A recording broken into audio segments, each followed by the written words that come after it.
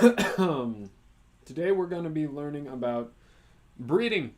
We're going to get some answers. I've had some questions. I've been looking into breeding for quite a while, but I've never really taken the education seriously until I started getting interested in actually breeding my own project around last year sometime. So I have quite a bit of an education gap when it comes to being compared to a lot of people who have been doing it, especially, or people who have been like learning about it for longer than I have. So I kind of want to dig into breeding, get a couple answers to questions I've had, maybe refresh myself on a little bit of stuff, and see what exactly I can do to put myself in a position where I can start my first ever breeding project with at least some idea of what I'm going to be doing. So, let's just kind of get into it.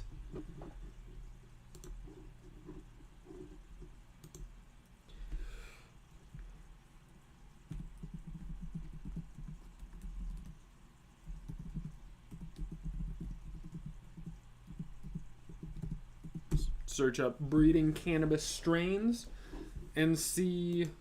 Let's get into the basics, see what we're getting into a little bit. Maybe some beginners are joining, someone who doesn't know about cannabis breeding in general. So we'll hit a little bit of the basic principle, kind of what you're going to be doing, what to expect, what to go over. And then I also want to take a little bit of a step into what we're going to be doing when we start that process. What exactly am I doing as a grower, as a breeder, to create a new strain, something that someone's never heard of or seen before? And kind of getting what you want out of the plant as a breeder. So, cannabis breeding, how are new strains created?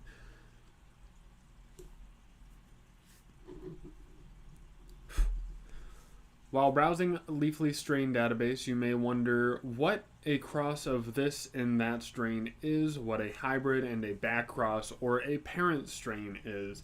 All of these have to do with plant breeding, essentially breeding a male and a female plant to combine or refine the genetics of two plants or strains. Breeding two different strains is often results in a new strain or a hybrid. Cannabis breeders typically breed to purify and strengthen strains, combine strain traits, or enhance specific characteristics like higher yield, specific aromas, potency, and many other things.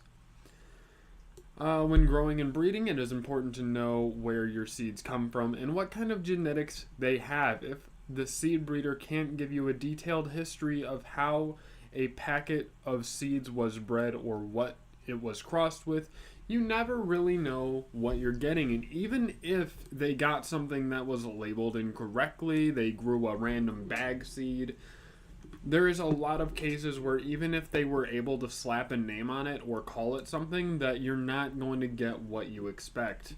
On that aspect of things. So the basics of breeding: cannabis plants can either be male or female. Cannabis consumers are mainly concerned with female plants because only females produce the sticky buds that we all know and love. But male cannabis plants are important for the breeding process as they are needed to pollinate the bud producing females. Take the strain Super Lemon Haze as an example. It's a hybrid or a cross of Super Silver Haze and Lemon Skunk.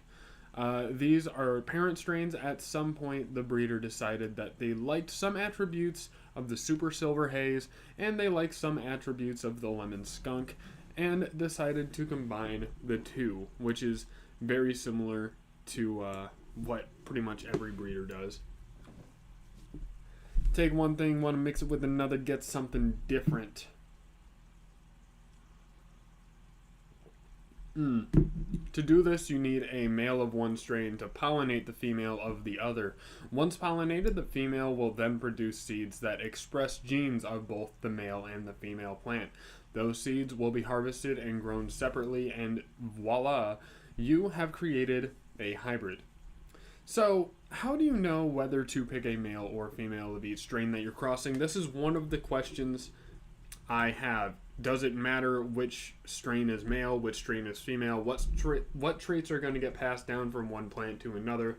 This is one of the things I've been debating. I'm pretty sure which male and female I know I want to start this cross, and I'm pretty sure I know exactly what companies and breeders I want to source from to get what I want. So I have a basic building block, but let's see if this will change my mind or how I look at things in general. Often in cannabis, the traits of the female carry over to progeny. Is that how you say that? Someone in chat correct me maybe. Carry over to progeny seeds more than the male.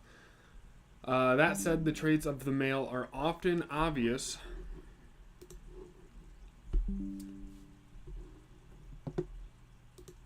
Jesus, get out of here. Update. I don't want you. Traits of the female. The traits of the male are often obvious to the discerning grower. So one you would definitely want to choose male as a complement of the traits to the female. Founder and CEO of Humboldt Seed Company, Nat Pennington, who has been breeding cannabis for 20 years, and I am about to start that long journey. So much is possible with truly intentional breeding strategies, and that has been proven time and time again. How to breed cannabis plants. After 2 parent strains have been selected for breeding, a male and several females are put to the breeding chamber to contain the pollen. A breeding chamber is or can be as simple as an enclosed environment with plastic sheeting on the sides, or specifically designated sterile environment or a large scale breeding. A single male plant can pollinate tens of females. It's always a good idea to have only one male plant, genetically speaking, per pollination effort, says Pennington. A healthy male can pollinate up to 20 females, and by pollinate, I mean absolutely cover the plant with seeds. So getting that shit optimal.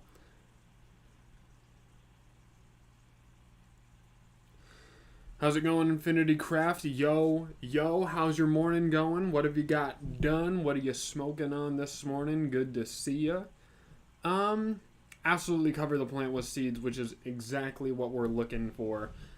This is intentional breeding, and any grower who's accidentally grown a male plant and pollinated a crop will know that one male seed can easily pollinate hundreds of females, filling your whole crop with seeds. Now, I think that since I'm going to be growing and I'm going to be breeding in my closet, I think it's going to be optimal to have 5 plants maximum. So we're going to be looking at 4 females and 1 male.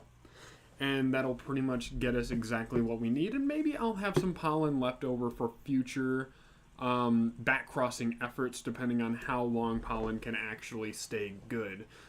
So once in the breeding chamber, you can grow the plants vegetatively for a few weeks. Let them get bigger, but it's not necessary. Put them in a flowering cycle, 12 hours of light, 12 hours of dark. The mature male will grow pollen sacs within the first couple of weeks of its flowering phase. Pollen will release from the sacs, move through the air, and land on female plants. Pollinating them, having an enclosed breeding chamber, is important to contain the pollen and also prevent outside pollen from getting in. You can also help along the pollination effort by shaking pollen from the male onto the female plants, or by collecting your pollen from the male plants and directly applying it to the females. These female plants will continue to grow flower, during which they will grow seeds as well as buds. These seeds will express the genetics of both male and female plants.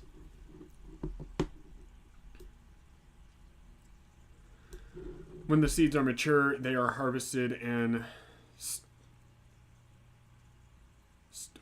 I'm just going to say dried. Does that say stratified? The secondary process of maturation happens after the plant is dead, and the seeds need to be dried before it will germinate, says Pennington. In general, harvest for Flower takes place over 3 or 4 weeks, but take place 3 or 4 weeks before the harvest of the seed. So you'll be going another month basically past the harvesting window. Good morning.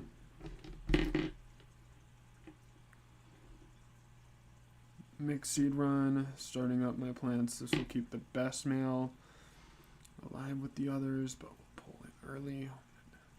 Small amount of seeds. Good luck, man, with whatever you're trying to accomplish. Dro, nice to see ya. Tim Yak, good to see you guys for sure. Let's see, where was I? When the seeds are mature, they will in general. These seeds, now a hybrid of the two parent plants, will be grown on their own outside of the breeding environment. Phenotypes. But the process does not end there. The hybrid strain that you buy at the dispensary has likely gone through many rounds or generations of breeding to strengthen its genes and to ensure that the descendants are healthy and consistent. Just as you and your siblings might have different physical attributes from your parents, each seed is created from a round of cross-pollination, will have different attributes from its parent strains. Maybe you have your father's eyes and your mother's hair, but your sister has your mother's eyes and your mother's eyes and hair, which each cannabis seed is unique and will express different traits and different combinations of the traits from one or both of the parent strains. These seeds with various expressions are called phenotypes, which is a very specific expression of the combination of genetics that is unique to each child, and there's hundreds of thousands of different combinations depending on what's passed down. A plant will produce a set of phenotypes that will have a lot of variety, are said to be heterozygous.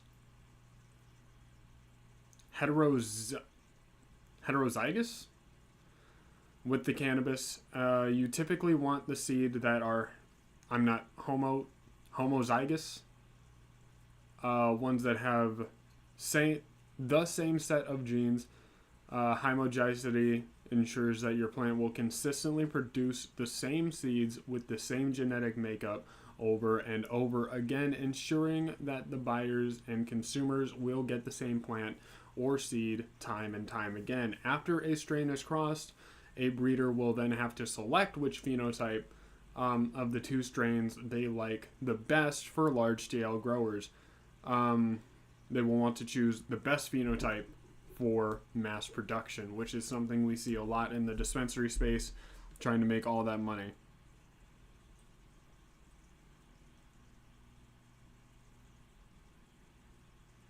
What's up, poppin' seeds? What seeds you poppin'?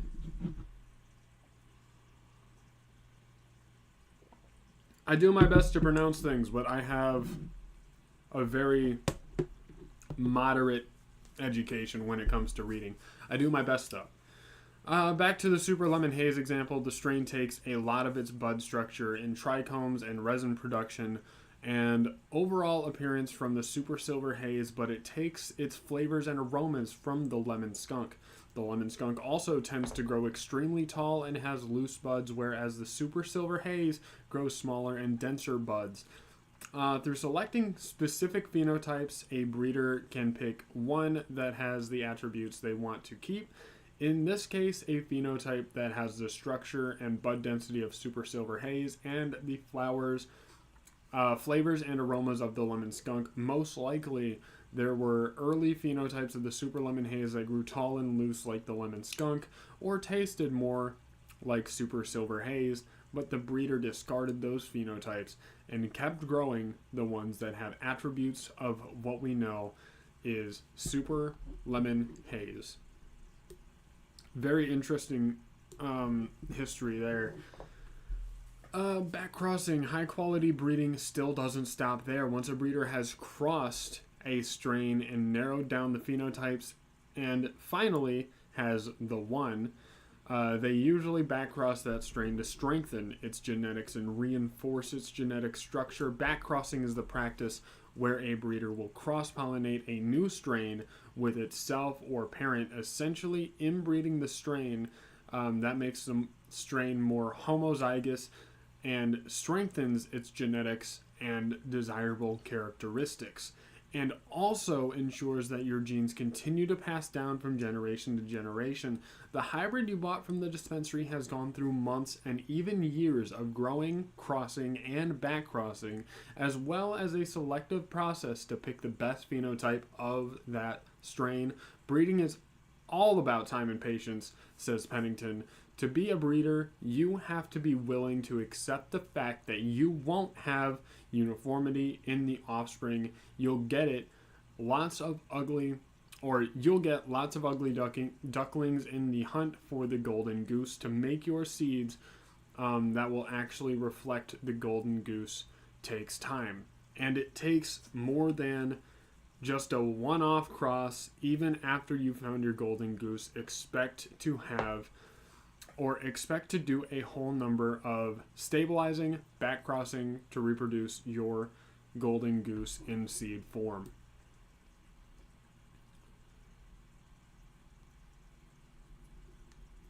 Very informative article. That is Leafly.com. What is cannabis breeding article.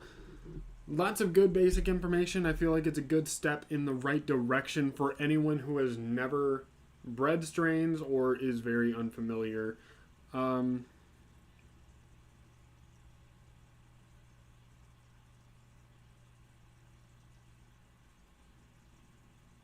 Backcrossing is when you cross your strain out to a different strain and then select the one closest to the original strain and breed that one back. I'm a little confused by your phrasing, but it sounds like...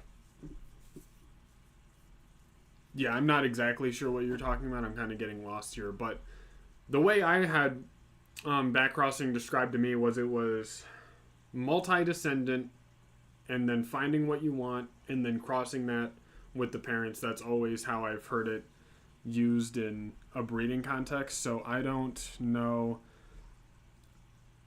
Selfing sounds more like when you are breeding for feminized seeds and you're actually breeding it with yourself.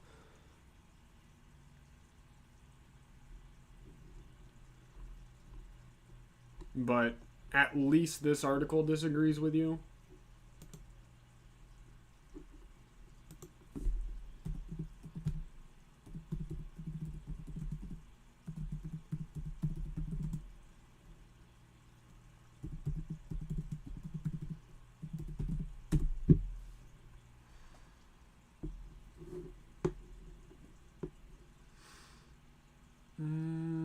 Backcrossing process, backcrossing populations, back crossbreeding, effective methods. So I guess we can look into it and see what the other articles say. Fuck it, take all my cookies, take all my information, sell it, get your bag, I guess. Backcrossing is the pollination of a female flower from male flower to the same or on the same plant. Backcross breeding is repeated crossing of progeny, descendants, I believe, with one of the original parental genotypes. So backcrossing is with the parents. Again, here, another source. Cross-pollinating one generation to the previous generation or a previous generation. Most often, progeny is crossed with the mother plant. And then let's get with selfing. Self-pollinating is selfing, so you would be self-pollinating that plant to create feminized seeds is where that would be. So it doesn't sound like you're right. It sounds like you got a little wire crossed, which is fine. It happens to me all the time too. Because people like to use phrases for completely different things than they actually mean, or they're popularly referred to as. And then we also like to make up terms like defoliation and stuff like that. So,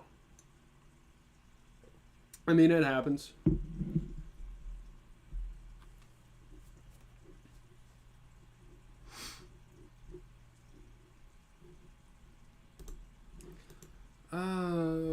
So back crossing, breeding.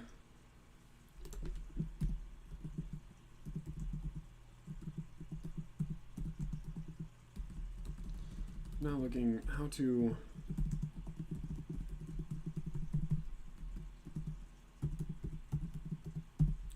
dry properly. When you see a seed that is labeled as a back cross versus, yeah, you'd still be talking about the same thing, because that generation that you would be buying would have been, basically it would be one generation back crossed with its parents, and then you take the seed from that. You would be getting that seed because it was back crossed with one of the parents to reinforce the genetic coding.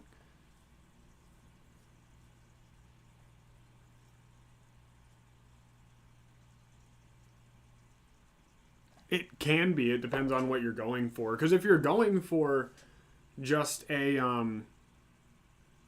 like let's say we're crossing a white widow and a green crack, and you cross a male white widow with a female green crack, you make a white widow green crack mix. You can either come up with a brand new name just for that F1 generation, or you can just call it white widow mixed with green crack. And I think that is more individually dependent on the grower, especially when, or on the breeder, especially when you consider what they want to get out of it. If they just want to get a personal stash out of it, I personally wouldn't see a problem with them calling it something else. And then they're like, oh, this is my white crack, it's white widow crossed with green crack. And if they're growing that for themselves and that's what they want to call it and whatever, it doesn't really matter. But I feel like when you get into the business side of things and you want to make money off of it, you should make it more stable, but it's not required either, because technically you can sell F1s and there's no like law against it. There's no regulation, which is another thing that makes this entire industry a little bit messy. But at the same time, that's a blessing and a curse at the same time. Yeah, White Widow's crack. I know it's more complicated. I believe a lot of strain hackers do it. Yeah. Pollen chucking is definitely a big thing, especially when you see like, if there's a seed bank, we see this all the time, a seed bank with a ton of different strains that are just crossed with one strain. So it's like a ton of different strains crossed with Do-si-dos, or a ton of different strains crossed with Big Bud, just to get certain attributes. I would be a little bit more worried in that context of just pollen chucking and getting the seeds, but at the same time, I hope that they do their due diligence in creating something like actually worthwhile and not just kind of chucking stuff out. But at the same time, you have to do your research as a grower, as someone who's like a medical patient, if that's what you're doing, and stuff like that. Oh, drying and curing cannabis seeds. Step-by-step guide. Let's fucking go. So, I've never done this, so I don't really know about the seed drying and curing. But I have done a lot of research on bud drying and curing, and that's where I focused a lot of my stuff. And hopefully it's a little bit similar, so I already kind of have a step in the right direction.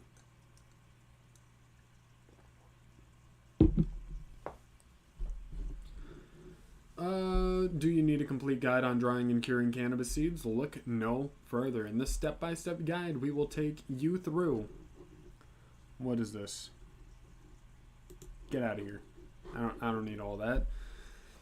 AI chat. From proper drying techniques to why drying and curing, or to why curing is important, we have all the information that you need to successfully prepare your marijuana seeds for consumption or storage. Keep reading to find out some of the best practices, as well as well as expert tips when it comes to drying and curing cannabis seeds. Significance of drying and curing cannabis seeds. When growing marijuana plants, drying and curing are the most important, as the plant is taking care of their seeds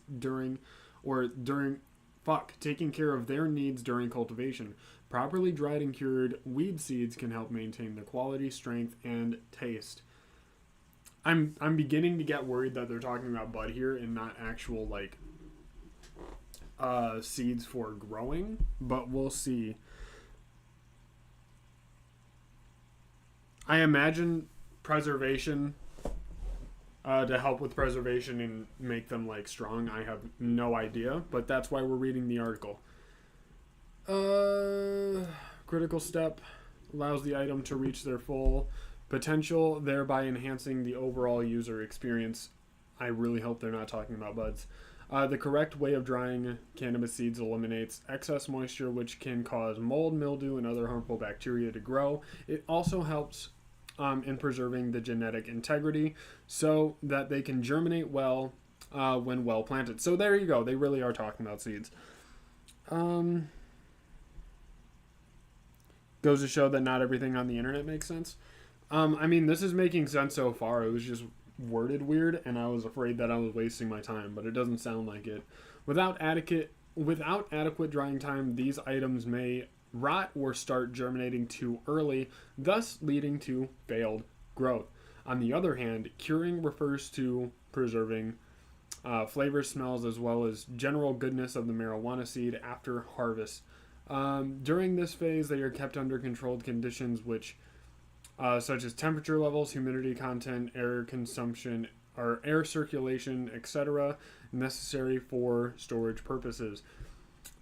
Through doing so, chlorophyll among the other compounds breaks down, resulting into a smoother smoke or vape. So I guess they're harvesting the buds and the seeds at the same time, which I hear isn't what you normally want to do. Am I on something that doesn't make sense? That's completely possible. So what I'm looking at here, my guess is that this source is recommending that you should harvest your plant for seeds, dry and cure, take the seeds out, and smoke the bud anyway, which I hear that's not optimal, but I'm not 100% sure, and I'm not an expert. That's just what I've heard. Apart from making it more flavorful and potent, there is another advantage associated with curing weed seed. Reducing harshness while smoking it up. Yes, you heard me right. If done correctly, one can achieve the smoothest possible hit ever experienced in a lifetime. Not only does this make consumption enjoyable, but also ensures that all parts get burnt evenly, thus maximizing effects produced by the different cannabinoid contained within the buds themselves. I don't know too many websites that go directly with seed production related to weed.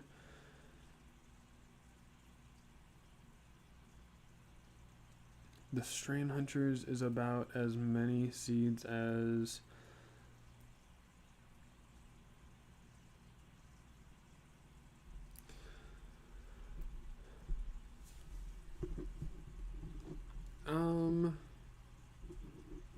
well, I mean, this website seems to mostly be about seeds. It could be like a breeding website. We could do a little looking around. So they have seeds you can get. So it's like a seed bank.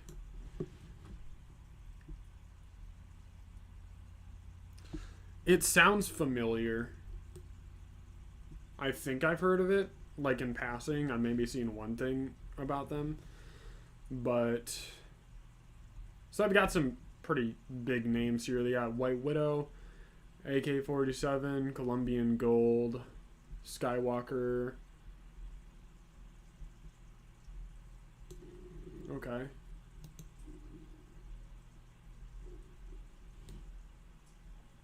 On the other hand, curing refers to breaks down smoother smoke or vape, apart from making it more flavorful. Furthermore, here we go. I think this is where we're at. Furthermore, proper drying plus curing methods enhance complex tastes together with aromas, which makes cannabis more pleasurable to use. We're looking for seeds. Remove extra plant material before drying the seeds. This is important to get rid of any additional plant material from the seed pods. Break open the seed pods. Gently take out any leaves, stems, or other debris that might be there. This ensures that only the seeds are dried. Spread for drying. Once you have freed the seed pods from excess plant material, spread them evenly on a clean, dry surface. You can use a non-stick surface or parchment paper so that they do not stick.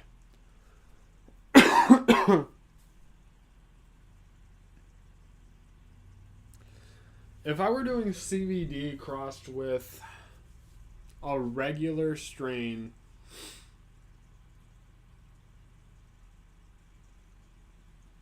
I think Creme de la Creme is a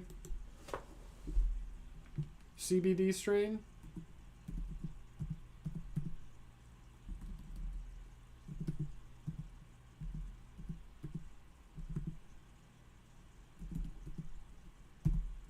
Maybe.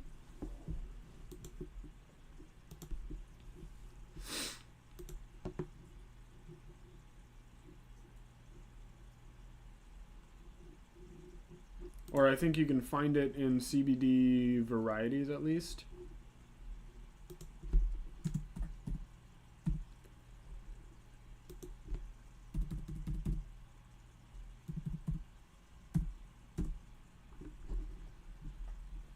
I have no idea. Is mommy better for flavor or daddy? So the first article we went over basically says that most of the traits that get passed down are going to be from the female. So if you want the flavor, I would probably say female. Feminized.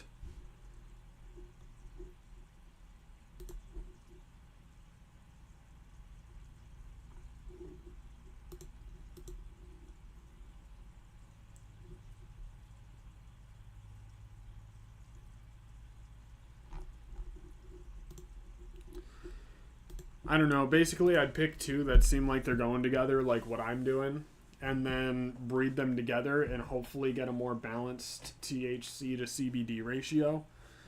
What kind of strains are you looking into? Like, do you have any like ideas that you want to execute on? Maybe a couple strains that are in for the roster that you're looking into for your mom and dad, or are you just completely like just came up with the idea, you want to get into breeding and you don't have any idea yet, and you're genuinely asking me for like setting it from the ground up?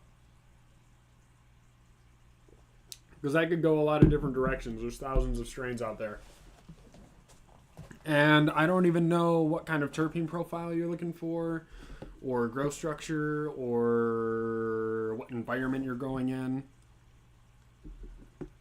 But basically, I would pick the best of each. The majority of the traits you want are going to be coming from the female, so I would grow both male and female. See what both the plants look like at both the sexes.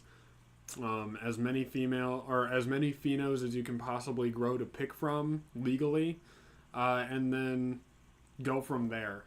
But it all starts with the description of what you want. And if you're going for CBD, I would take the CBD plant and make it female if you possibly can, and then breed it with a male that has THC traits, and hopefully that helps, but I have no fucking idea.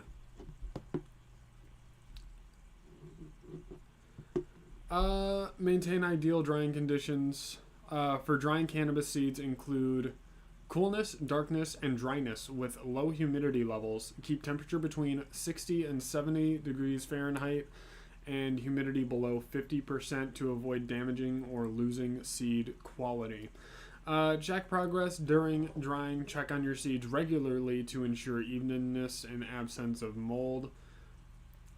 Absence of mold, moisture buildup, which can cause damage to them if not detected early enough. By following these steps, or by following these steps, you will be able to harvest and prepare your cannabis seeds well for subsequent stages of drying and curing, which are very crucial if one wants high quality marijuana buds at harvest time, properly drying cannabis seeds. So you have to properly take care of it from the point of taking it off the plant.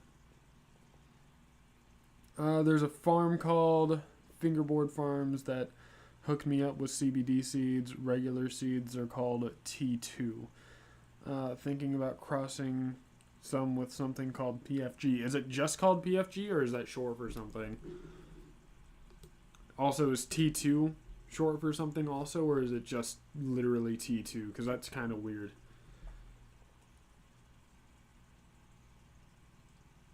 Hey, I appreciate you for stopping by and contributing to the conversation. Properly drying cannabis seeds. Properly drying cannabis seeds is essential for their long-term viability and prevention of mold growth or other pathogens. Here's how to do it right. Harvesting the seeds. When the plant is reached full maturity and all the flowers have died off completely, carefully remove either the whole flower heads containing mainly individual pods, each filled with hundreds of thousands of more tiny little baby weed seeds waiting patiently inside, or just remove individual pod clusters from themselves depending upon preference level toward efficiency and aesthetics. Cleaning the seeds. Gently separate them from the remaining plant matter such as flower petals or bits of stem, etc. This will allow for better air circulation in the drying process. Place on a drying rack, spread them evenly on a flat surface mesh screen to prevent, or even just a dry paper towel so that each one is plentifully spaced around for good airflow, which I have a drying rack. I'll probably use that. I think that would be fairly efficient given how large it is, so that each one has surface area exposed and can be dried properly. Choosing suitable location, find somewhere cool, dark, and well ventilated where they can be left undisturbed until completely dry. Avoid direct sunlight at all costs because UV rays are bad news. Bad news bears when it comes to preserving delicate organic compounds like THC, etc., which give weed its magical powers. Which, is it going to do that much damage to the seed to where it won't produce as much THC? Check moisture levels by touching them gently with fingertips every few hours or so. If you feel slightly flexible but not wet, continue drying. Stop immediately because over drying kills deadstone, pheromone, amen, hallelujah, praise. Bless but fucking crazy shit at the end there. Someone got schizophrenic on the keyboard, I think. To ensure evenness, to ensure evenness, turn them over once per day, minimum, ideal twice a day, minimum, until crisp, crunchy. That's not for seeds, that's for bud. What the fuck are we even talking about? So this was half about seeds and half about buds. Do not use ovens, microwaves, heater. Don't fucking use other shit. Just have a good environment. Patience is important. Drying cannabis weed seeds can take anywhere from 1 to 4 weeks, depending on various factors such as humidity level, seed moisture content. It's important to be patient and let the seeds dry for best results. To ensure that your cannabis seeds are dry correctly while maintaining their quality and viability for future use, follow these steps once fully dried. Store them in a cool, dark place until ready to germinate, or use them in future cultivation. Curing cannabis seeds is optimal for flavor and potency. All right, then. I'll take your word for it. If you don't dry and cure your seeds, then I guess you'll lose the genetic viability, which will make them weaker in the growth stages, which is interesting, but it's like, it's a little bit mind-blowing. But at the same time, if you like take a kid and you have a terrible like have a terrible pregnancy where you're doing a bunch of horrible things and causing a bunch of damage to the kid, it will stunt their growth all the same. So I don't see why this would be different, I guess.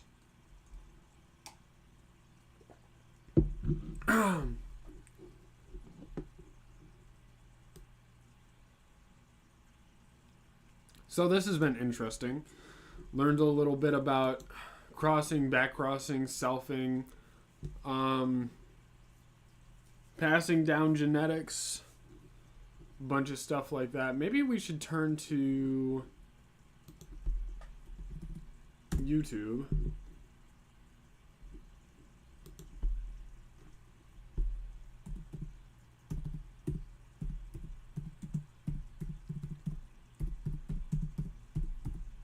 See if we can't learn a little more clearly here, because apparently the articles seem a little hit or miss for me, and it might just be because I'm really tired, or just a little too high or something. I don't know. Maybe I should smoke a little more so I understand better. Who knows?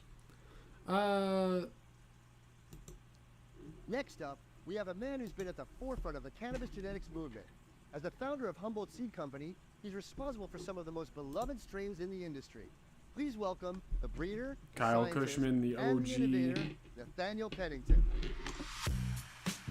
Well, everybody, He helped me a lot in the beginning also. Today, Nat Pennington from Humboldt Seed Company. Thanks for coming. Yeah, thanks for having me, you guys. Love what you do. Of course, Kyle, known about you and your breeding work forever and ever. So it's always been an honor whenever we've been able to kick it. Oh, thank you. Breeding is something that I think that you just naturally do when you're a grower for a certain amount of time. You just become someone who wants to, do the whole male and female thing, And I done some breeding. People always ask me, like, how did you get this start and the idea to do this? And I'll tell you, really, it was like the very first year I grew, like, in a major way outside in the woods in Humboldt. It's guerrilla days, you know what I mean? And so there was no such thing as a clone nursery, no such thing as like readily available seed. It just became really clear to me instantly that if I wanted to be self-sufficient in being able to pick up again next spring, that I should just, make some more seeds and What he just said right there is the main reason I wanted to get into growing. I was like, if I just took a regular green crack, bred it with another regular green crack, I can make hundreds of seeds and just have green crack forever just sitting around. That's one of my top strains, and the same can be said for White Widow and Wedding Cake and a bunch of other strains like that. But I basically, my main inspiration for wanting to get into breeding was to have a bunch of seeds that I could grow for years to come. And then the step from wanting to grow other people's genetics and make them like my own refined, it was a very small stair step. Thank you, Tim Yak, for joining the community Discord, by the way. It was a very small step from wanting to breed other people's stuff to have my own supply to wanting to breed my own. And if you get into that and you're self-sustaining and you can actually give away a bunch of seeds, I see that as a very positive impact, even just on a local level. So even if you only want to get into breeding seeds to create hundreds or thousands of seeds, to supply not only yourself, but buddies who might want to get into it and just don't have an avenue or don't have a budget to get seeds, think about growing for them, giving a little bit away, putting some back into the community, making a positive impact. It's like a no-brainer that you'd pick your favorite and that's admirable. Move that on down the next. In some sense, it's very natural. Yeah, right. Yeah, exactly.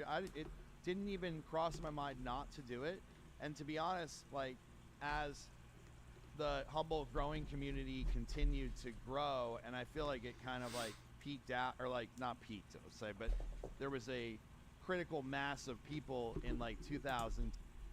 Did you say how your green crack cross worked out? So I haven't done any breeding. I was just saying that one of the first things that got me into wanting to breed was the fact that I could take some regular green crack and make more green crack on my own like disposal rather than buying seeds every single time was a very interesting concept to me. So not so much that I'm currently doing anything when it pertains to breeding, but the looking forward to it and wanting to do it is all fueled by the fact that I can. And then I could just have a bunch of seeds. So instead of spending thousands of dollars on a seed collection, hundreds of dollars on a seed collection, I could make my own essentially 10 to 15 for way cheaper.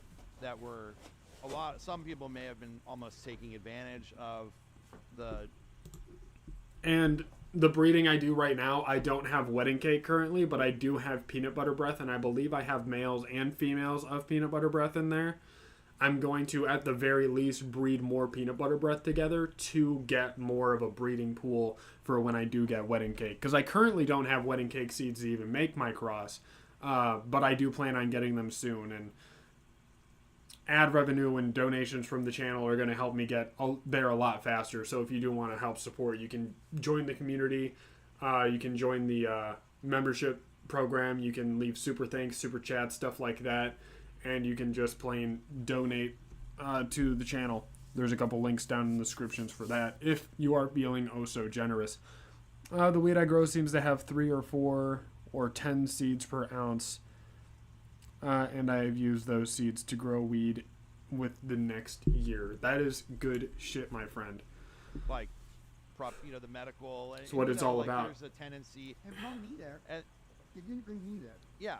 Well, I mean, it was great, and it did a lot for our county. There were some negatives, side effects, but I guess back to my point about making the seeds and everything, those folks that came after did not understand at all why in the world I would ever want to have pollen in my ethos. That would be really They cool. were just Reese's like, breath. That would be really "That is fun. the scariest I want to do a thing wedding that you cake, could so it's ever going to be like a imagine." cheesecake like, peanut our butter whole mix. livelihood depends on this year's harvest, and so the fact that I even had neighbors that would come to me and say, "I heard you're doing seeds, and I heard that you're having pollen.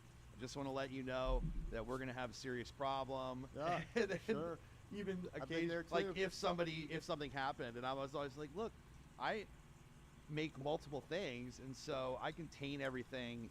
Like it's I've got full blown tons of female plants that I don't intend to seed all around the farm, Right. and they don't get seeded every year, and I kind of feel like I know what I'm doing, but somehow it became unique to make seeds. But I feel like excuse me if but us old timers just kind of knew that was what you had to do. You know what I mean? Like, Somebody told me a long time ago, it was at Ben Dronkers. Yeah. 25, 30 years ago, I was at like one of the first cups in Amsterdam I ever went to. And he says to me, "Kyle, the money's in the weed. The money's in the seed, not in the weed." You know? And That's when what a do lot you of people don't discover- of course, understand, there's too. money in both. And passion is just as important as the money. But when did you discover that so-called the money was in the seed? that's another one. So, people have probably heard this a million times, but it was my girlfriend at the time who kept saying, everybody's coming every February, March, April to come get seeds from you, Right. and you just tell them every time, like, "Oh, I don't know, bring a 6-pack or whatever." And she's like, "You don't need any more 6-packs. You need it." Well, this guy, but you need to get some money from them. They offer you money, take it.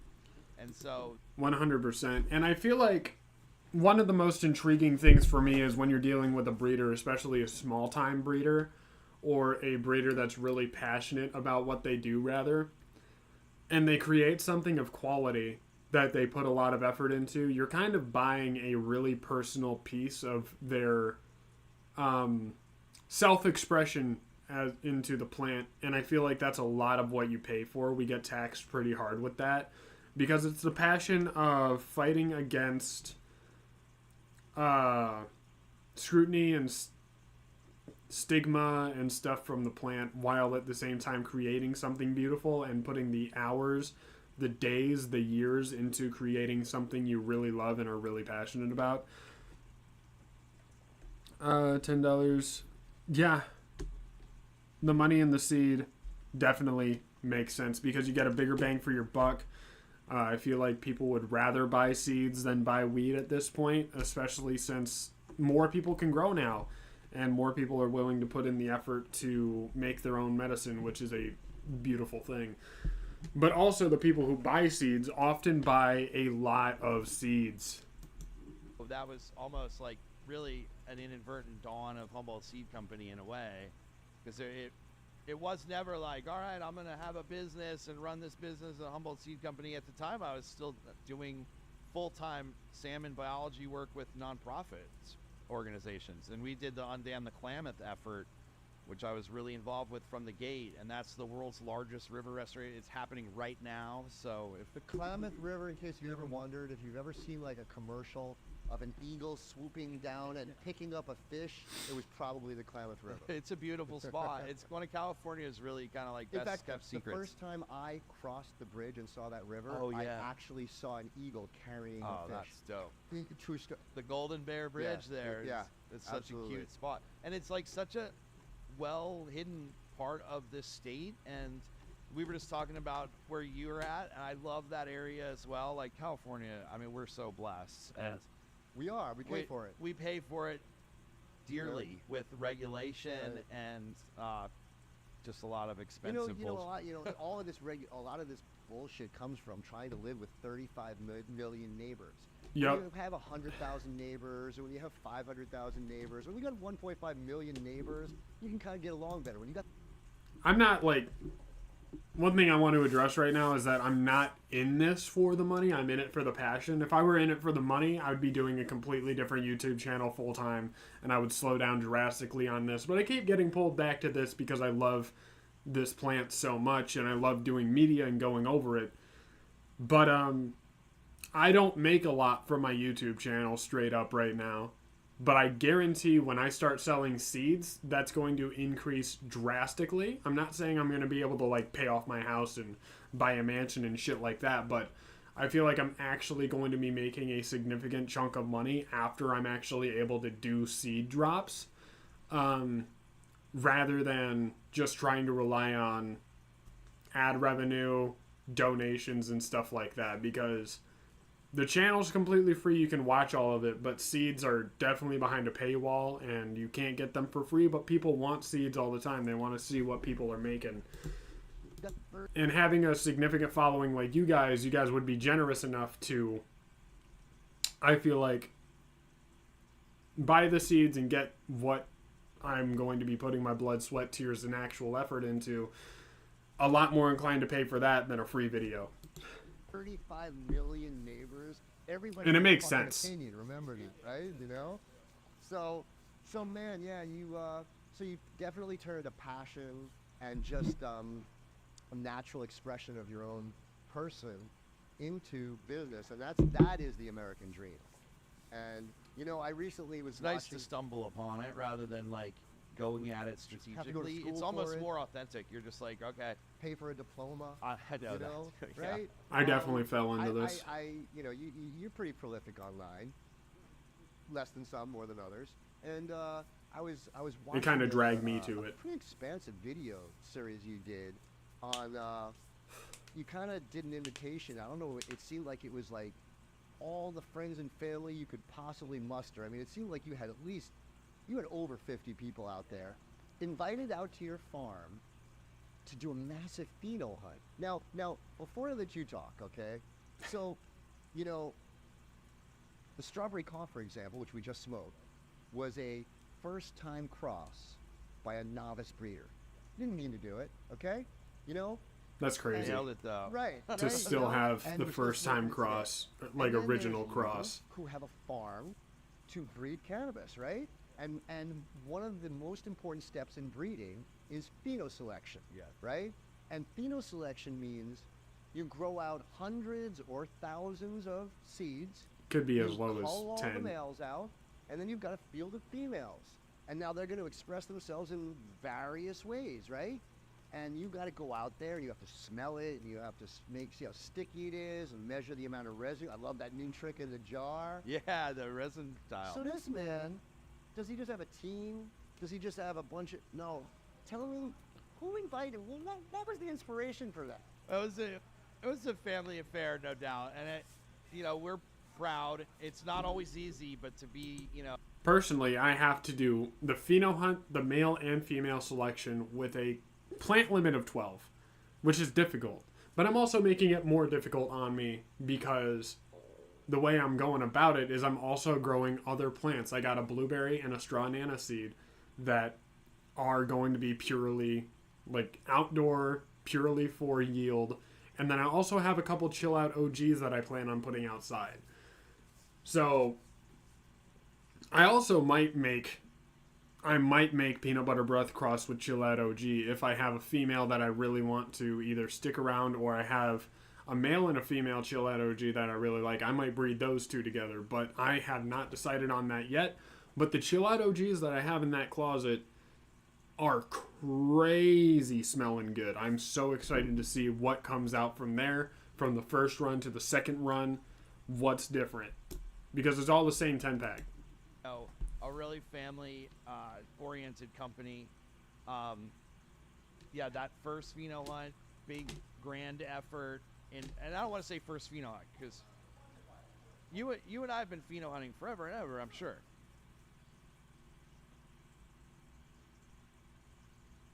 The audio kind of I cut love out the there. colors, but you know, I remember my wife was like, she thought that I was giving too many secrets. By the way, would you guys want to see my strawberry banana? I think it's the plant I'm most proud of. My strawberry banana and my blueberry. If you guys want to see any of my plants, I will go up and I'll pick them up and show you guys if you want to see them. Just name a strain that I'm growing. Peanut butter bread, chill out OG, straw nana, blueberry, any of those. I also have a peanut butter breath that's 2 peanut butter breaths in one pot from 2 different seeds that one didn't look like it was going to germinate, so I just kind of threw it in there, and then it did end up germinating. So if you guys want to see the 2 plants in one pot scenario that I have a feeling might end in disaster, and I might need to flower it early just to like see what's going on there with it. I don't know what I'm going to do with it. Because I was But it looks the like it's world having to a hard go time. along So on if you this guys want to check pheno any of hunt. that out, You're just right, let me there know were in the like chat 50 also. people. It was I'll pick up a 2018. plant or 2. So Get how this did the age actual restricted work real work? fast. So we printed these notebooks. My daughter was like, "You're gonna need spiral notebooks, Dad," and then the other thing is it was kind of adopted from what I had done, you know, through my early adult career or whatever you want to call it, was doing this salmon science and restoration and stuff. And so there's a lot of little fun tricks that I kind of brought over, like, oh, it might rain when you're pheno hunting, so they make this special paper that we always use on the salmon cow. You can write on NASA in the paper. rain. Yeah. Write in the rain paper. Great for pheno hunting. I don't think they ever intended it.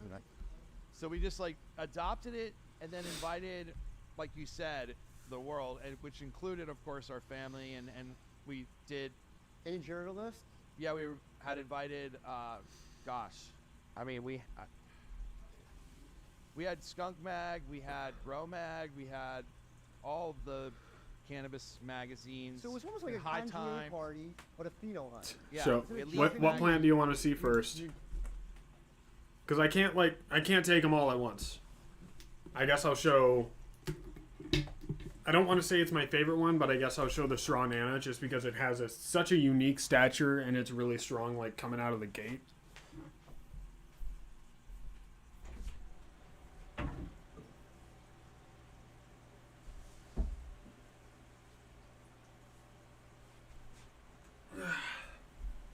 So keep in mind we're about probably close to a month, if not just past a month on the veg stage.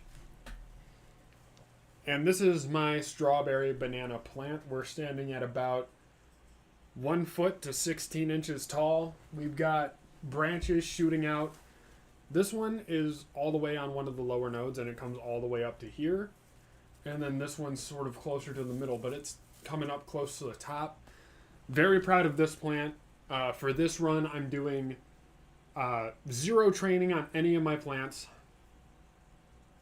Smelling absolutely fantastic. Doing a very low amount of defoliation, which I think I need to do a round of defoliation, not only to help with these sucker branches down here, but also get rid of some of the seeds or the leaves that are. You can see this one's damaged. I'm not 100% sure what's going on over here. If you guys have an idea, let me know.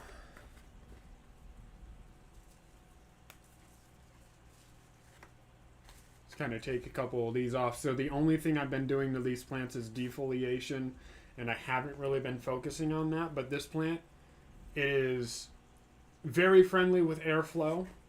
Very small issues I'm having with leaves coming up top and kind of shielding tops from getting as much light as they could. So I've been taking care of that a little bit.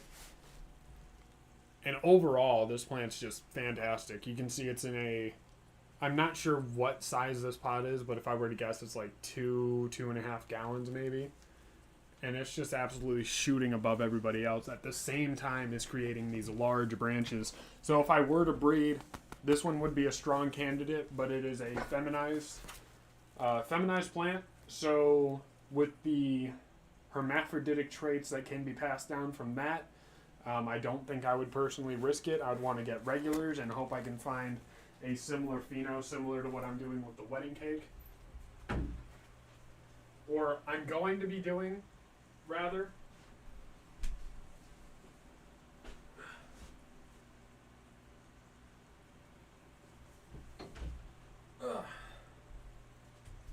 This is my blueberry, so this is my other feminized plant that I'm doing for this run. Purely going outside, purely for a large yield is the purpose of me growing these feminized seeds on this run, so I can create hopefully a couple of pounds worth of yield to consume and use throughout the year. We got big, large, broad fan leaves. Look at that compared to my hand. Absolutely fantastic. Soaking up a ton of that light from those SF2000s in there. Starting to shoot up branches for sure. Starting to get that classic Christmas tree shape.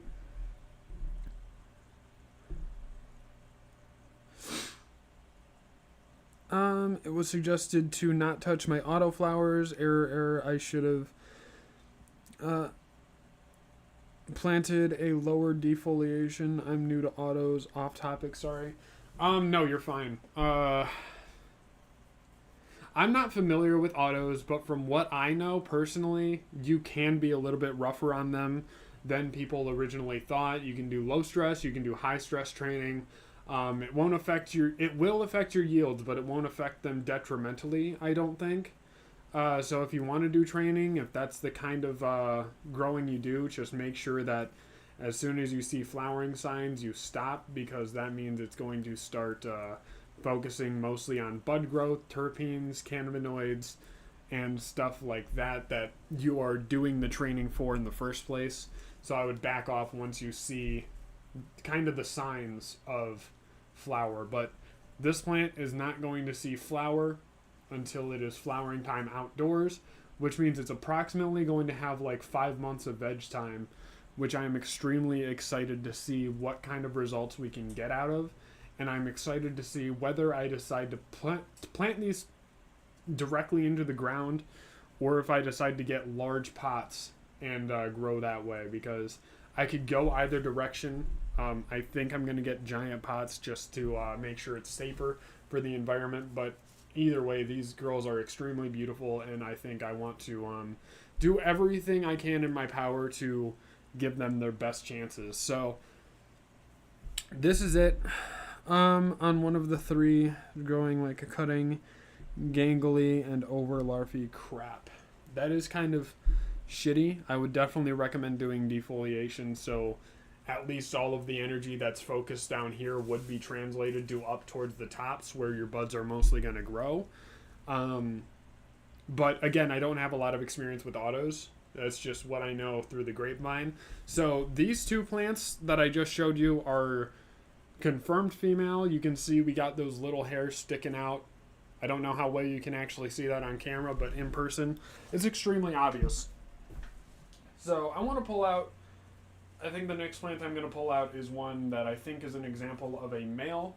I haven't had a positive identifications of any of the suspected males, but I suspect that they're males simply because they're not shooting out the hairs yet, whereas we are seeing those on other plants.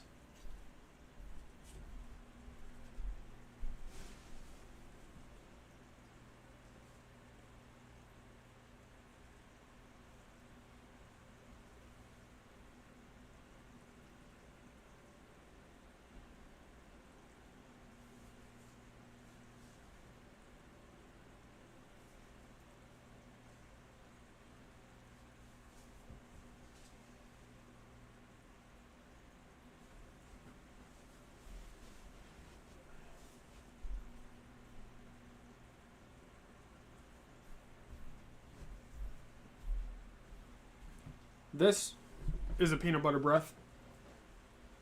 One of the regular seeds.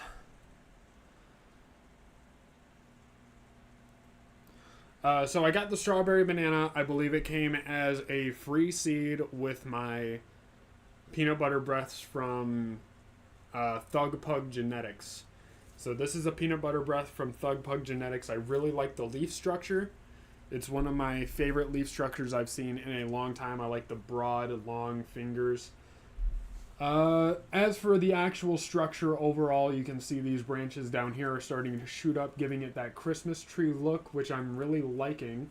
The main stem is pretty thick, which gives it a broader kind of appearance, but at the same time, it's like it's kind of an average stem, but it looks like it's strong. You know what I mean?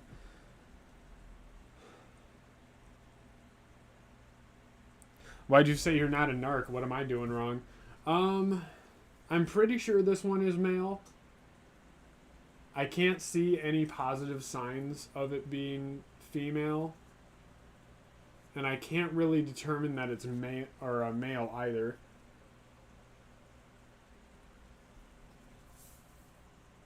But it smells really good. This is a unique, very unique scent profile. I'm feeling it. It doesn't smell like a female plant, if that makes any sense. Here, I'll get the flashlight up here. See if there's anything up at the top here.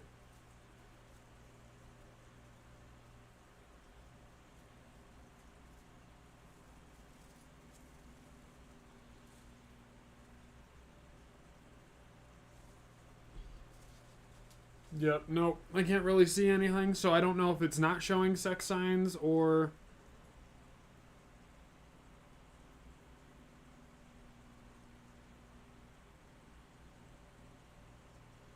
Oh, as for my Connect, that's pretty funny. No, I just kind of go online and find what I'm looking for or follow people's recommendations as to where to go online. And Thug Pug Genetics was one that I heard about for a while, and Peanut Butter Breath is one of those kind of well-known strains that I've wanted to get my hands on for a while. They sent freebie seeds. They sent 2 of them, and I really wanted to grow one out. And so far, I'm really impressed with the strawberry banana. But as for the Peanut Butter Breath, this is definitely one I'm considering breeding with at this point, if nothing else, just for the strong stature alone. It's very vigorous, and it kind of shoots straight up. And if I could get a female that's a little bit more branchy, hopefully I could hone in something that gives a strong stature, that goes straight up, that makes these branches down here that just look like they would make sick colas later in life. I'm very excited about the structure.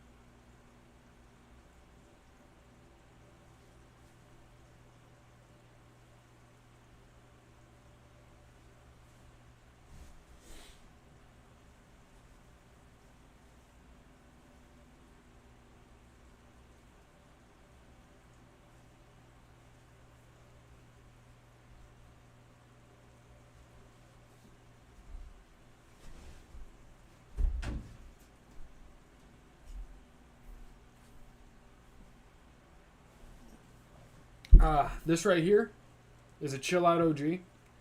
And the reason I like this one specifically, this is Pheno number 2, is I like it because it smells like... It smells like a mixture between peppermint oil and tea tree oil.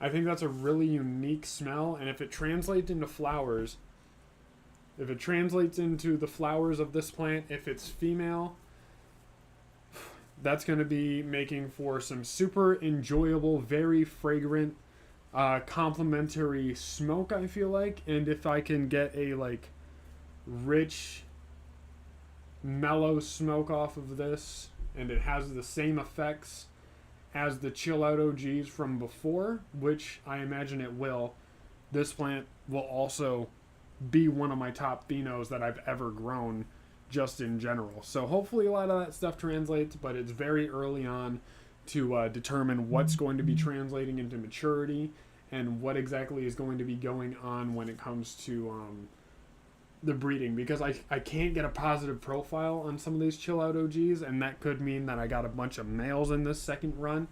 But hopefully I got at least one female, so if we want to do some breeding, I can make some Chill Out OG F. Well, they'd technically be Chill Out OGs F4s, but a Chill Out OG F3 crossed with another Chill Out OG F3 would be very exciting to have in my garden. And I mean, every time I show these on camera, I thank Mr. Grow It for sending me these seeds, because without him inviting me on the show and also sending me these seeds for free, I would not have them. So thank you to him. And I hope he enjoys what I'm doing and growing these plants out and showing the world what Mr. Grow It has come up with.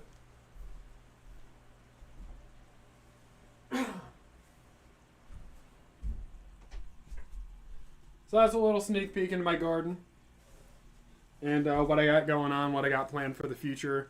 I'll look at all the name strains that I have in there, and maybe I'll do a garden update here pretty soon. But currently I don't have anything recorded for that, so I'd have to put in a little work. You're judging the plant. Yeah, we were just walking around, and the other thing, we also invited, scientists, lab technicians from cannabis testing labs. We had a liquid chromatograph on the road with us the whole way, going Wow. everywhere. We've been How does that work? Really quick, liquid chromatograph. So what do you do with that? It's just the way you can test the THC, and people use HPLCs is what they call them. You probably heard that, and it's the standard lab equipment for testing THC. But it's really rare to have one that you can pick up because they're incredibly expensive. Yeah. I mean, normally they cost $500,000. We had one by a company called Orange Photonics. And then I've seen a miniature one. It was 15 grand. yeah, this one was Yeah, it's something like a Pelican case, Right. 15 grand exactly. Which and it still worked. Those guys actually came along with us, and they're still 15 putting grand those is a things lot of out money to there. be able to We've drop also on used something. other things too to test. So before you got to the machines and stuff, okay, so you got a party, you had some wine, you smoked, maybe you had some food and stuff, and then you head out to the field and what looked like a trolley or something. It was like a pumpkin ride, like Yeah, a hay ride. it right? was. Would anyone be down to take a hit with me? I got my bong over there. I'm sure you guys got paraphernalia with you. A lot of you guys watch this at home. A lot of people watch it on television. We got fucking... God. What, it was over 7,000 people, 7,500 I think, watched me on television last week. That shit kind of makes me self-conscious, not gonna lie. But hey, thank you guys for that type of shit. That's fucking crazy. Never thought I'd be on TV, but here we are. 2025, anything can happen. We did a bump Let me in the know if you ride guys want me to along smoke. with it. So, We just hit so then, you gave the... we just hit 3,700 subs also, so I might just smoke just because of that. Because it's been slow, but we're still making progress. What was were the instructions? We're getting out there, homies. So we had notebooks and data sheets in the notebooks, of course, like all the variables that you could ever think of. In fact, if folks want to look at it, we always keep it published on our website. So you Have a can just, Roku TV and download we it, wear glasses? print Hell it, yeah, brother. PDF version. I'm supposed to Excel wear version, glasses, whatever you but want. I You haven't can seen use it a if you want. So eye anyone doctor can in a use it, while. and we are always open for Like, suggestions. 13 and things years. like that. So essentially, people. I noticed the biggest thing was we had to really tell them, all right, you're about to go walk through Probably a field longer with than that. Fuck. 3,000 cannabis plants today. Don't stop and smell the roses. And every single, and more often than not, there'd be like one group that would make it to the end of the of the pheno hunt maze, but 90% of the people were just stuck on their like 150th plant. 55 by That's- 60 look, is so this fucking brings- you know, this crazy, brings up a point. dude. That's why I brought up the strawberry. Whenever you, like, conversation. You know, Message me. I imagine you you're can watching me in your breed bedroom and you have the with TV one the plant size of or two mine, which is plants. like 22 You know, inches from corner to you corner know, or something who's like to that. say that if you have That's a 3,000 fucking plants, wild you're actually screen to be going on, dude. find the No, best it's one. right. And right? a lot of time it I'm starts humbled with, by like, that alone. you know what the source genetic was, and it'll surprise you because you know you can have the Emerald Cup winner from last year and the year before and cross them and have just like the worst luck. Sometimes it's like really Let's see, I just took a random, screenshot. you know, which crosses make what we call unicorns. And Yeah, so I did a weekly recap, and 30%, 29% of my viewers watched me on a television within the last 90 days. That's 7,502 people watch me on television in 3 months. That's wild. I thought it was a week, but apparently it's 3 months. The golden seed I is still know, in the bag. I know, You know, right? It right? is. Because It's a each little one's bit like the child. lottery. Right. But that's still everyone's like a crazy. child. You can say, look, I got this bag of this cross that you said of these two winners, and you know somewhere in there's another winner, but you haven't planted it yet, right? I thought it was great yesterday. Kind of started thinking a little bit, just how diverse people's, how subjective dank is. You know what I mean? Oh, yeah. And Same I'm as food. like, I almost put literally in that spreadsheet, data sheet that we made for the pheno hunt. Like, to me, dank is still a variable that is incredibly valid, and it's undescribable. You know what I mean? You're just like, I mean, who came up with the term? Did Sub Well, come you up know with what- Oh, I it? see. Well, I don't That's know. still You know what, large, man. That's crazy I- television. I That's like personally my living room refer to an old television. friend, DJ Short, Yeah. and he always said he breeds for one quality. You know what that is? The fat. The facts. Because that's why Yes. that's why ultimately why we use it. Whether you're going to ingest it, whether you put it on your skin, whether you inhale Definitely it, a good, right? So ultimately, thing to breed I for. will give way to the perfect smell. I do flavor or, first and then a effect. perfect growth characteristic, or a high yield, or a mold resist, or anything. Actually, to the one that goes ding. You know, the one that rings the bell, and that's different for pretty much everybody. You know, when I lived up in Mendo, I came up with I was going to make a bumper sticker. Everybody has those ideas. Hey, I got a great bumper sticker. You know what my bumper sticker for when I lived up in Mendo was? Bad attitude, wrong strain. That's fair. Right? When you Awesome, can't taste yeah. or smell, There's so many, and there's so many. it makes it dials rough and so to many breed for those cannabinoids, and, qualities. You know, So that's it's fair enough, interesting. man. I was talking with. Fortunately, I can taste Sarah and was talking smell about pretty well. I'm very blessed for that. You know, do you think that everybody should smoke marijuana? And no, but I do feel that cannabis can somehow help every human on the planet. in Definitely some can. way, right? I When- totally I feel the same way. But the funny thing is how I think that if it was possible to take any person off the street and to smoke. I did. I watched it the twice through. entire It's a pretty good catalog of show. Cannabis strains of it, you would find one. I know. You know what show I've been watching, speaking of streaming services? If you're really into like disturbing mysteries, twists and turn kind of cult-like activity, you find that kind of fascinating, intriguing, whatever. A really good show to watch on Paramount Plus. Season 1 is on Netflix, but on Paramount Plus they have all 3 seasons. It's called Yellow Jackets, and we're in season 2. Miss C and I are Mrs. C, and we're watching the show, and it's really fucking good. And after we got off season 1 and we watched the last episode, we were so pissed because we thought it was over at that point, and then we just needed to switch to a different streaming service to watch the rest of it. But if you're really like, if you're iffy on gory like subjects or like stuff like that, like if you have a weak stomach, don't watch it. If you find that stuff like super disturbing, like you're super affected by like horror movies and stuff, I wouldn't recommend it. But if you can watch the TV show and like understand it for what it is and get the symbolism and whatever, it's pretty interesting. It's a really interesting show. It's very thought-provoking, and there's a lot of twists and turns that are really crazy. It's called Yellow Jackets, again on Paramount Plus, and I definitely recommend it. I don't like pot. Doesn't make me feel good. Doesn't. But I know if you could find I feel in my heart, you could find the right strain, for that human being, they would be what I'm not going to admit I would know how they would feel, but it would be something enhanced Oh. from their original state, and It they would would solve go, them. It they would would go, solve them. I like that, right? And So- ingest it too. I think kind So of you're like doing God's work. You understand? we both are, buddy. We This both is are. because we're Education is so important. by too. creating new varieties. Education is we're making huge. it possible that every human on the planet can find their own stream. Strawberry cough. There baby. you go. Every human on the being. Yeah, the being. Hey, I haven't had a brain fart yet. I'm doing pretty good. No, I was. You know? And now, a quick message from our sponsor. Hey there, fellow growers. Struggling to fit a killer light into your space? The Phantom Cultivar GL250 has you covered. This 250-watt LED packs a serious punch, but its compact design lets it fit anywhere. Plus, it bathes your plants in seriously powerful light thanks to its top-of-the-line efficiency rating. This light sips power, costing less than $1 per watt to run. Keep the good vibes flowing without burning a hole in your pot. Built tough and warranted for 5 years, the GL250 lets you cultivate like a pro, even if you're just starting out.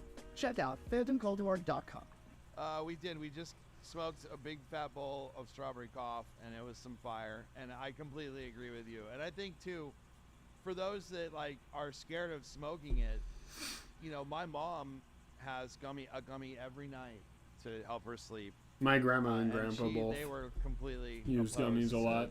my cannabis use when I was growing up, of course, and it was, it's a battle. Rip But grandpa. It's so awesome to see so many people like accepting it, Embracing it and in one way or the other. It's definitely, it's the most amazing. $1 wondrous per plant watt, that I baby. have ever come into contact with, and I feel a sense of self-satisfaction. I don't know how good that is. I don't really I keep don't track. need that's the great thing about cannabis users, pot smokers, stoners. You don't need anybody else to get high with us. It's not like, come on, it doesn't matter. But we like to be able to maybe suggest it to people who have not tried it and that it may help. We don't need to be a pusher. We don't feel the need. More for us, Yeah, I'm usually And, like, it's not for everybody. When someone says they don't want to smoke or that they've tried it and they don't enjoy it like I do.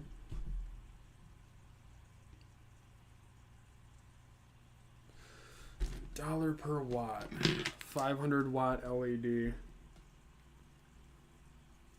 We can go back to the ad and see.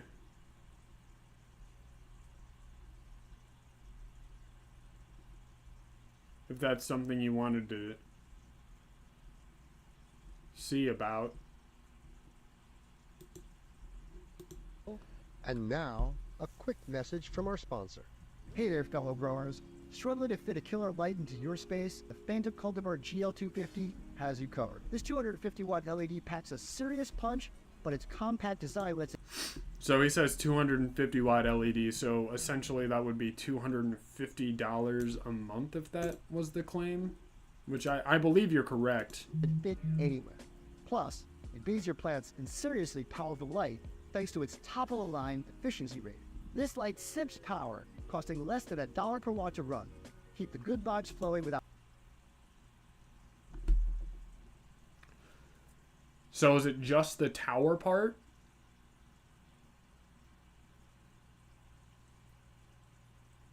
And does that have a 200...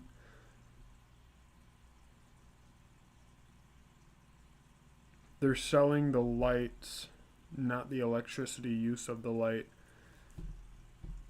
Okay, so they're selling the lights at $250 for a 250-watt light, but it runs cheaper than $250 per watt, or $1 per watt, which would be $250 a month. That makes a lot more sense. Yeah. Okay. No, that makes a lot more sense. More for us, and we're definitely, in some way, we people who grow it seriously, who will. I mean, of course, we could obey look it the up, but law like, and do things that we probably should. We are cut from some of the same cloth. There's no doubt about it. communication is the key for sure, and also going back and reviewing, but also understanding that different electric companies probably sell their like electricity at different rates, and they sell it at different rates at different times, so you can't really say for any situation how much a light's going to cost unless you really look at the specifics, because I'm sure it changes all over the country. So nope, glad we figured that out. And It takes So- some cojones, and you have to. I do the love same plant, shit, you know. and I that's gotta why, think a I little mean, harder. People are always like, oh, you know, legacy To find the legacy, answers. Like, you guys had your shot. It's like, you know what? We were there, risking our butts, hiking 12 miles into the middle of the woods, growing, you know, with ski masks on, and bringing the weed to the people in the 90s, and you know, some of others in the 80s, and those that came before in the 70s. So for Okay. like I don't know if 25 I want to skip to get into what sounds like an actual breeding project, and then I kind of want to wrap it up here. Okay, so maybe we'll listen to the apple pie, and then we'll listen to maybe Proposition 215 and What's New sections, and then probably wrap it up, but I do want to take a hit. Archaeology wars on YouTube rather than the politics right now. I'm not really paying attention to politics right now. I'm trying to stay away from it because it's not good for my mental health, because the way this country is being run right now, I can't do anything to change it other than what I've already done, and the way I mean, right now, technically, I'm doing textbook activism. I'm putting my belief system and how I think out on a public forum. And whether people pay attention, whether people listen, doesn't really matter. If I can change some minds, great. If I can help someone be better or have a better perspective of something based on my education and, lack of a better word, expertise on a topic, that is a good thing, and changing someone's mind on cannabis is a good thing. But a lot of things I'm not talking about are also wearing down on shit. And I just try to stay out of politics as much as possible. Talking about the news when it comes to cannabis legalization just comes with talking about this. But other than that, I'm trying to stay out of it. I'm trying to focus on myself, my own personal development, becoming more responsible, becoming more of what I would like an idle version of myself to be, and that's kind of where I'm at. Reminds you of the Steve guy from Disjointed. Are you talking about Kyle Cushman, this guy right here?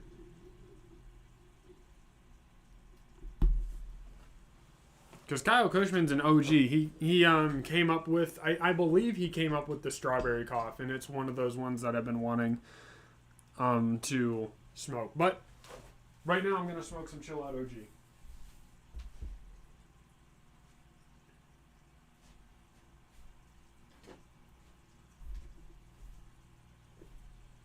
Cheers, y'all. Hope you're loaded up. Gave a warning earlier that I was going to want to do this, so hopefully everyone who wants to will join. Cheers, everybody. Happy Saturday.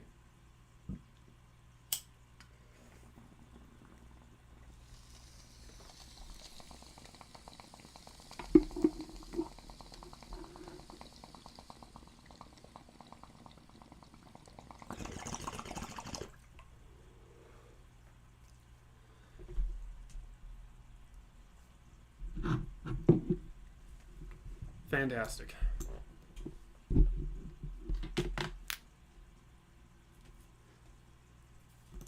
gets $100. that there. It's people are being generous because back then they were making good money. Yeah. And so They were instead of buying, self-taxing. instead of paying $10 for the pie or saying, oh, hey, just keep the 20, they would throw a few hundreds down. Oh, You well, it know, was an auction. So and- that their school would buy new uniforms and new sports equipment and get to go on trips and do all these things, and all of that's gone. Like, if you got a good cut of strawberry cough and you killed it that year, you know, you were auctioning and bidding $2,000 on a freaking apple pie to make sure that your kid got to, you know, have music class that year. go on a trip to San Francisco to Go see down to the orchestra. exploratorium and you know? and yep. Yeah, man. But so we self-taxed. I think some people thought like every single one of those people up there has a giant metal safe buried in the yard full of hundreds and hundreds of thousands of dollars. They're all going to be fine. Well, a lot of them, even if they did have some money squirreled away, when legalization happened, you know, it cost just, it was death by a thousand cuts for a lot of folks because there were so many, like $10,000 study that you have to do to make sure that you weren't Water, gonna soil damage, erosion. you know, oh, You wanna let's chop put a this few- new culvert in because, you know, one storm a year there's, and I'm a salmon biologist and it, you know, like I mentioned the Klamath Dams, that's one of the most What's good, successful poppin' seeds? environmental efforts ever.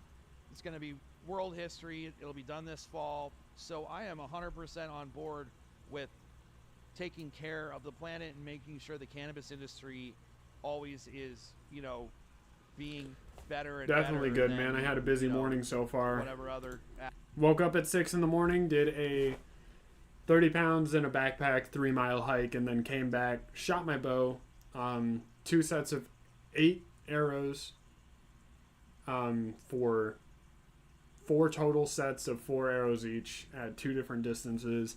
And then I did some weightlifting, and now we are going live on YouTube learning about cannabis breeding. Pretty good morning so far. ag. But I woke up at 6 in the morning, and now it's 11:30. Whether they And I've been deserve working it the or whole not. time. right.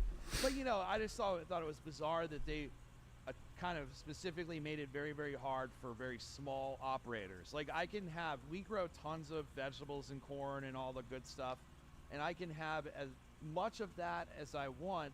Not a single study or anything is necessary for it. But as soon as I put a cannabis plant out, I'm spending tens of thousands of dollars to That do a shit study. upsets And me. trust Like me, that corn and concept. cannabis, corn uses more water, really. So It makes no sense. it didn't make any sense. I was like, they're really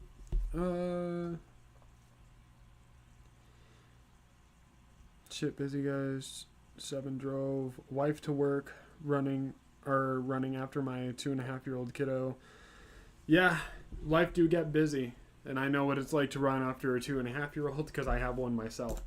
just going after sort of the low-hanging fruit. They think they can push the Fortunately, her and the wife sleep in while I get to do a lot of my work in the morning, and then I do house chores. Life is fantastic. Got to keep up on the house growers somehow, around. though. And they didn't focus at all on the impact to the electric grid. I'm also training for bow season. That's what all this is. So I'm training my endurance, I'm training my archery skills, and I'm also training my muscles. So I can do more of this. I got my 6-point whitetail that I got in October. This is my first buck ever. Got the skull pretty cleaned up. And pretty psyched about this one to get it actually like mounted up somewhere. But for now I got it kind of sitting around. So this is the fruits of my labor and preparation for the 2024 hunting season, and hopefully I can have more success. That's what it's all about. So I got this guy at in between 5 and 10 yards. I was up like 15 feet in a tree stand. I called him in from 45 yards into that short distance. It was very intense. I was at full draw. I was at half draw for like a minute and a half. And then I was at full draw for another like 30, 45 seconds before I actually got an opportunity. Perfect heart shot, went down in 15 yards. I heard him buckle up. But at that point, I didn't know if I actually got him and he piled up somewhere or if he just ran away and I completely missed. But I heard the arrow hit him, so I was kind of conflicted. I waited a half hour, 45 minutes before I went into the woods again. I got to take my passed away grandfather's knife that I got him shortly before he passed away to bring back what is now what I call Joe's buck, named after my grandfather. And this is one of the most important pieces I have. Very significant to me. Very beautiful piece.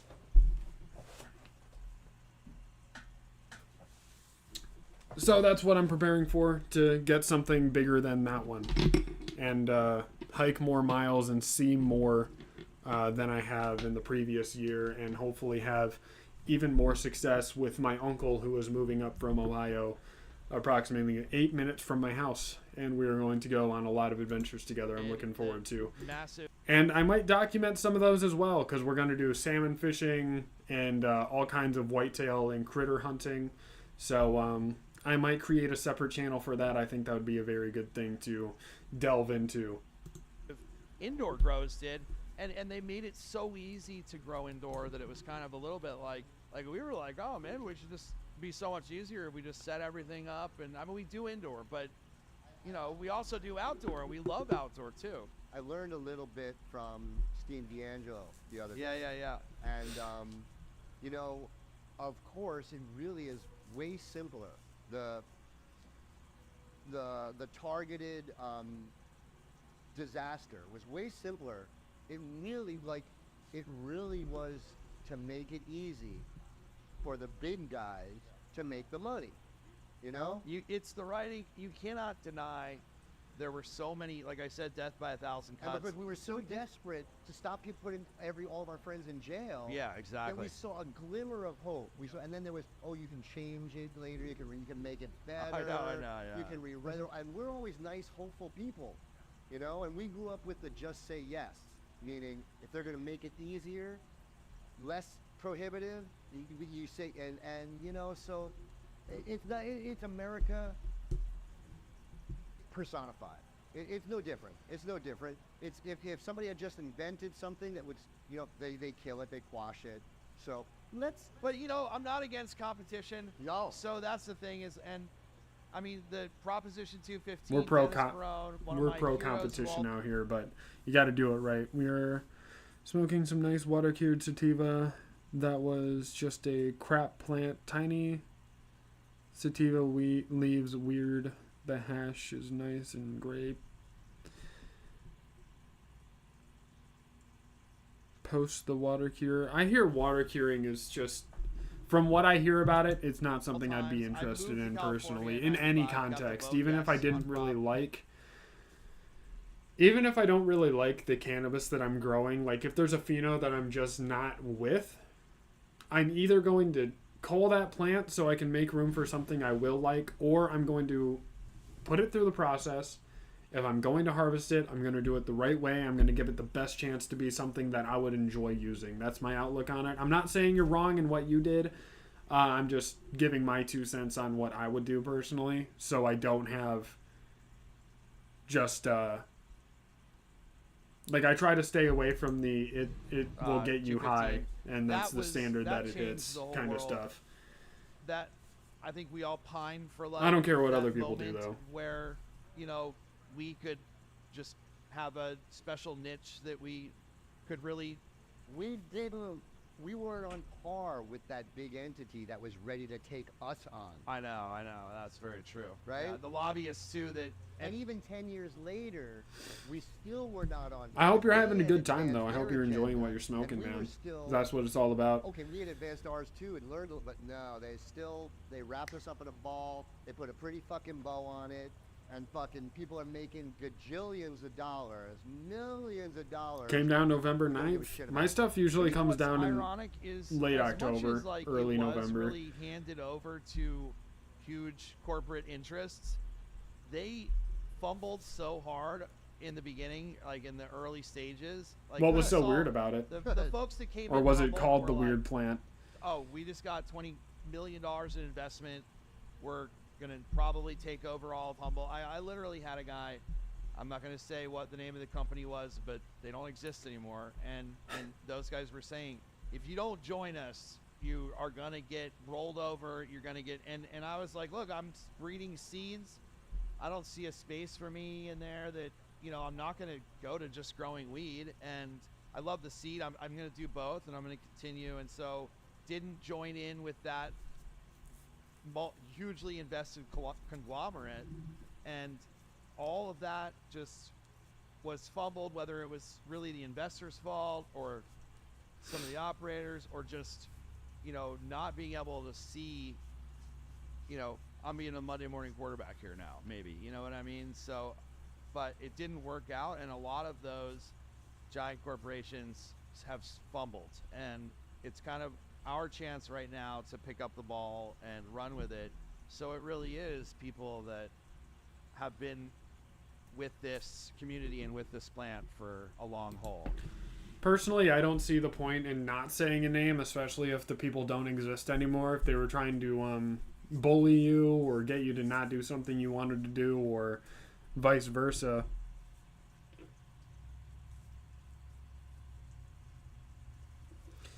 Had a bonsai-like plant before with no results. That's unfortunate. Experimentations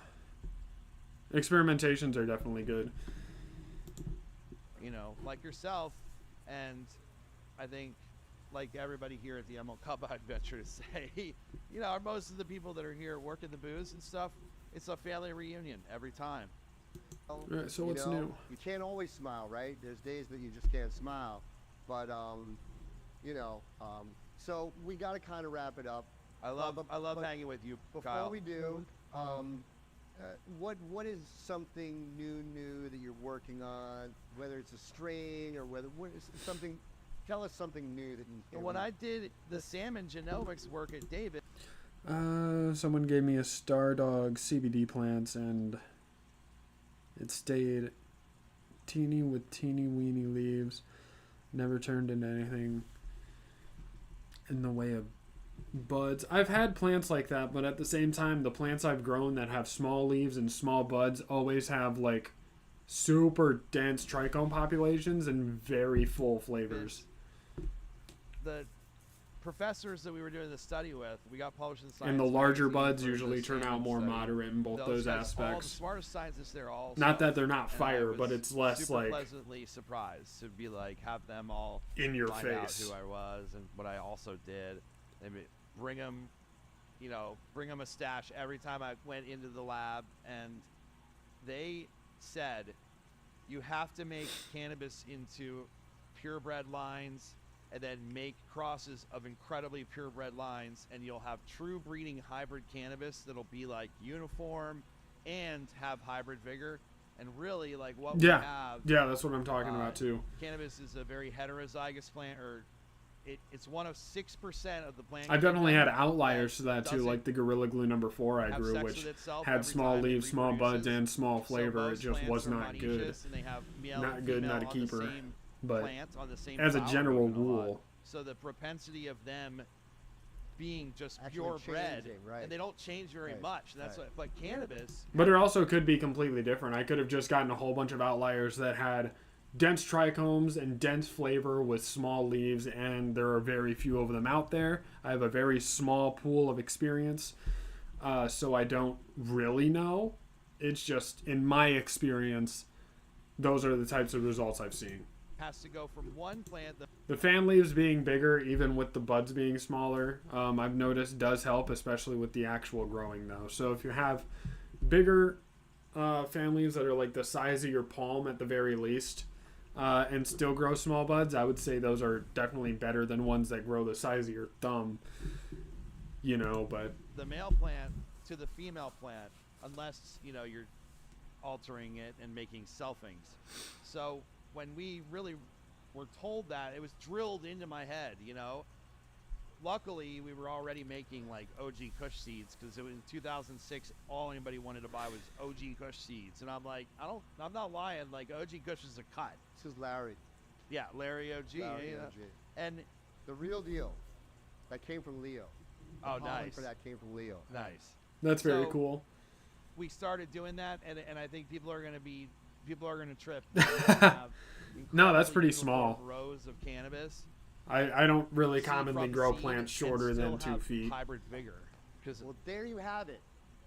Okay?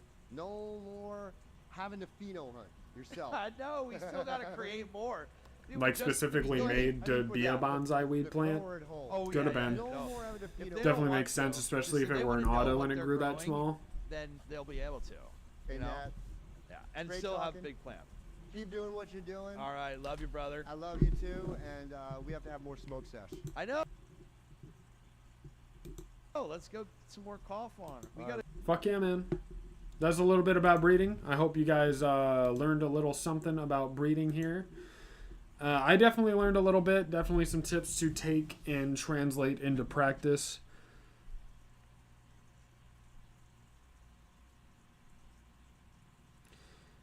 Groot.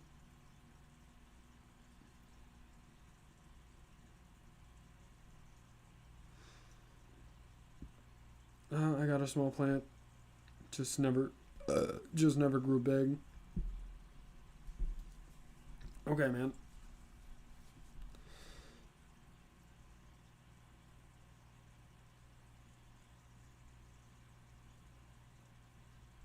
Very cool stuff. So, definitely had a good time, had a good conversation, reading some articles was always interesting, gathering some new information. If any of you guys are new, hit the subscribe button if you want to see more live streams and more videos from Cannabis Express 420.